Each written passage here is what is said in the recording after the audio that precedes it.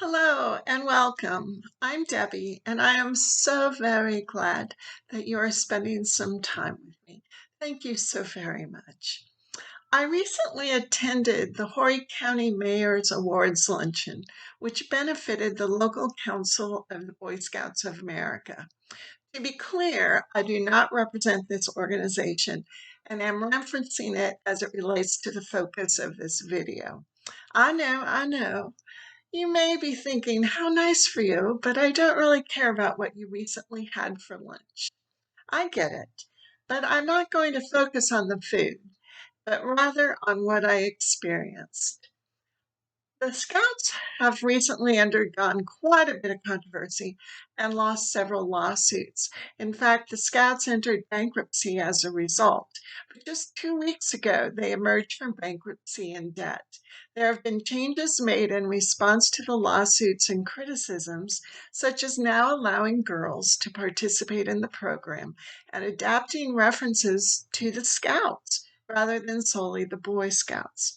But back to the event, which began when two Scouts led attendees in the Scout Oath and the Scout Law.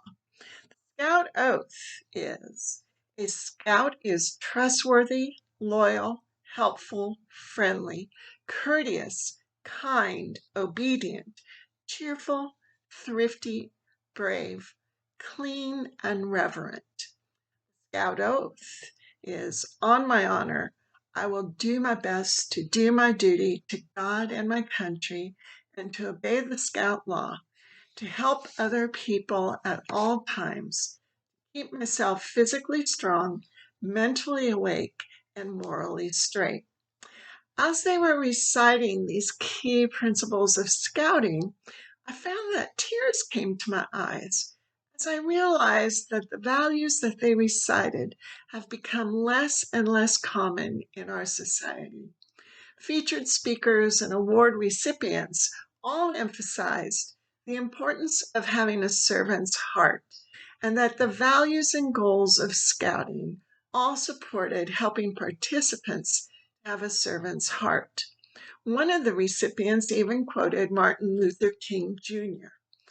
Everybody can be great because anybody can serve. You don't have to have a college degree to serve. You don't have to make your subject and verb agree to serve. You only need a heart full of grace, a soul generated by love. During the event, I asked myself, where else do young people learn these traits? According to a recent survey released by Pew Research, only about 30% of adults attend religious services once a month or more. Although families do attend religious services of their faith, the percentage is much lower than in the past. Although slightly different than religious service attendance, Gallup polls found that membership in religious organizations has declined from 70% of adults in 2000 to 61% in 2010 and 47% in 2020. So if families and children are not attending church or the educational programs related to religious organizations, where are they learning their values? When I was in elementary school, yes, I know, eons and eons ago, we were taught the golden rule to do unto others as you would have others do unto you. Basically, if you don't want someone to be mean to you or hit you, then don't be mean to that person or hit that person.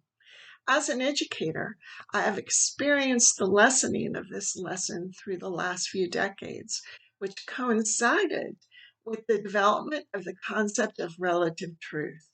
What one believes to be true is their, air quotes, personal truth, which doesn't have to have any basis in actual truth. So each individual determines right from wrong, how to treat others, what to believe, etc.